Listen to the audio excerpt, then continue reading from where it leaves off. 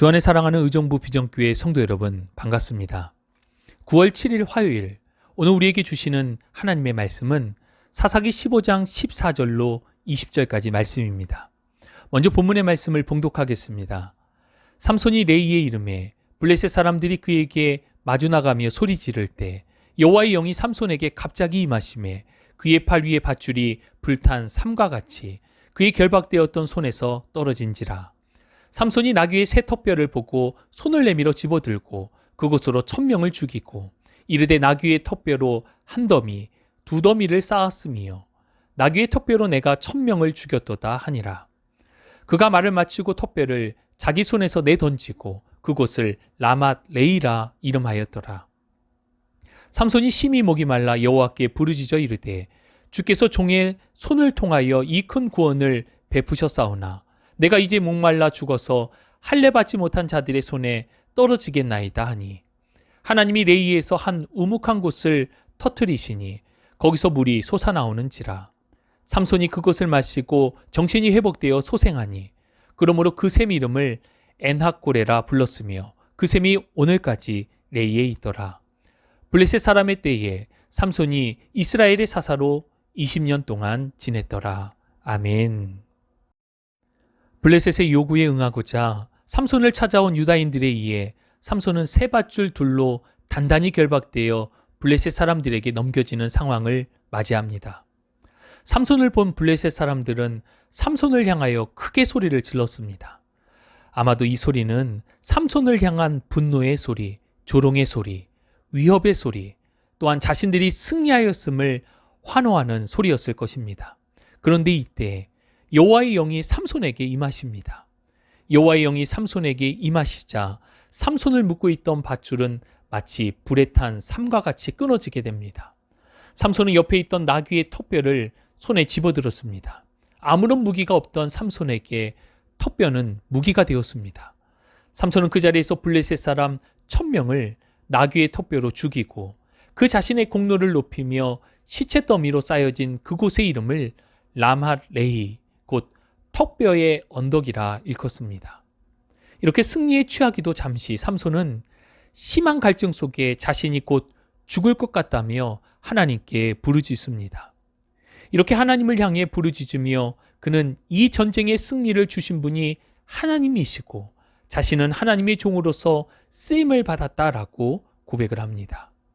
하나님께서는 삼손의 기도에 응답하시고 삼손이 있던 곳에 샘물을 터뜨리시며 솟아나오는 물로 삼손을 회복시키셨습니다. 그리고 그 샘은 지금도 엔학고레, 곧 부르짖는 자의 샘이라 일컬어지게 됩니다. 이러한 블레셋의 통치와 견제하에서 삼손은 이스라엘의 사사로 20년 동안 지내게 됩니다. 본문 20절의 삼손에 대한 이 평가는 이후 16장 31절 삼손이 죽음을 맞이하는 상황에서도 20년의 사사 생활을 동일하게 기록하고 있습니다. 사사기에는 총 12명의 사사가 등장을 합니다. 이 가운데 마지막 사사인 삼손은 몇 가지 특징이 있습니다. 먼저 삼손은 이방인의 지배가 당연시되던 시대의 사사였습니다. 그동안 사사들은 한결같이 이방인 압제자들의 손에서 이스라엘을 구원하는 일을 하였습니다. 그러나 삼손은 블레셋 사람들의 통치하에서 사사 활동을 하고 있고 이때 당시 이스라엘 백성들은 이것을 당연시 여겼다는 것입니다. 이는 이스라엘의 영적 그리고 정치적 상태가 그만큼 악화되어 있음을 보여줍니다.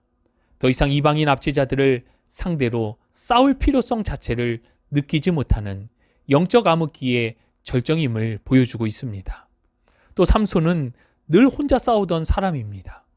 삼손은 리더십을 발휘하여 백성을 치리하거나 또는 군대를 이끌어 싸우지 않았습니다. 그와 함께 싸운 이들이 있다면 아마도 여우 300마리가 전부였을 것입니다. 마지막으로 삼손의 사사됨을 평가하는 20절에는 평온이 있었다는 말이 없습니다. 사사기 13장부터 16장까지 많은 부분을 할애하며 삼손에 대하여 기록하고 있지만 대사사들 가운데 유일하게 부정적인 기록을 가장 많이 남긴 사사가 바로 삼손입니다. 이렇게 삼손이 살던 시대는 사사기 속 영적 암흑기의 절정기였고 그를 돕는 자는 보이지 않고 늘 혼자였으며 그의 기질과 성품은 못나고 부족함이 많은 인물이었습니다. 그렇지만 하나님께서는 그를 사사로 세우셨고 무려 20년 동안 이스라엘의 구원을 위하여 그를 통해 일하셨습니다. 오늘 본문을 하나님의 구원 사역과 삼손의 역할에 초점을 맞추어 함께 살펴보며 주시는 은혜를 나누기 원합니다. 블레셋은 삼손 한 명을 잡기 위해 수만의 군대로 이스라엘 진영으로 나왔습니다. 블레셋 군대의 정확한 수는 기록되어져 있지 않지만 한 장소에서 죽은 인원만 1000명이기에 최소 몇천 명 또는 수만 명의 군대로 보여집니다. 이스라엘 백성들은 이러한 블레셋 군대를 대하며 싸울 생각과 의지조차 없었습니다. 오히려 삼손이 이러한 원인을 제공했다라고 생각하며 3000명의 사람들이 삼손을 잡아 블레셋에 바쳤습니다. 이때 하나님의 구원의 역사가 시작되었습니다.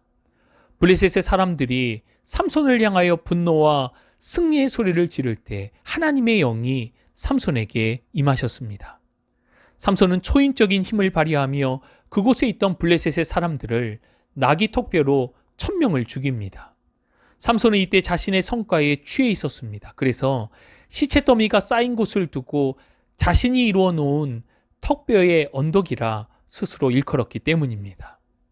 그러나 삼손이 극심한 갈증 속에 육체적 한계를 느끼자 그제서야 하나님을 찾게 되고 이 모든 전쟁의 승리가 하나님께서 주신 것임을, 그리고 자신은 하나님의 종으로 쓰임받았음을 고백합니다. 블레셋의 군대는 물론이고 이스라엘의 군대도 삼손의 편이 되어주지 못했습니다. 그러나 하나님께서 삼손의 편이 되어주셔서 하나님의 영이 삼손에게 임하시자 군대는 숫자에 불과하였습니다. 이제 이 싸움은 하나님께서 이스라엘의 구원을 위한 싸움으로 바뀌었습니다. 하나님께서 삼손을 통하여 싸우셨고 구원하셨습니다. 때론 삼손처럼 이러한 주님의 구원을 마치 내가 한 것처럼 생각될 때가 있습니다. 그러나 분명히 기억해야 할 것은 하나님께서 하셨다는 것입니다. 주 안에 사랑하는 여러분, 나의 나 된 것은 전적인 하나님의 은혜입니다. 하나님의 은혜가 있었기에 지금의 저와 여러분, 우리가 있음을 고백할 수 있습니다. 영적인 유익과 교회를 위해 내가 한 것이 있다면 그것 또한 하나님이 하셨음을 고백할 수 있는 우리 모두가 될 수 있기를 바랍니다.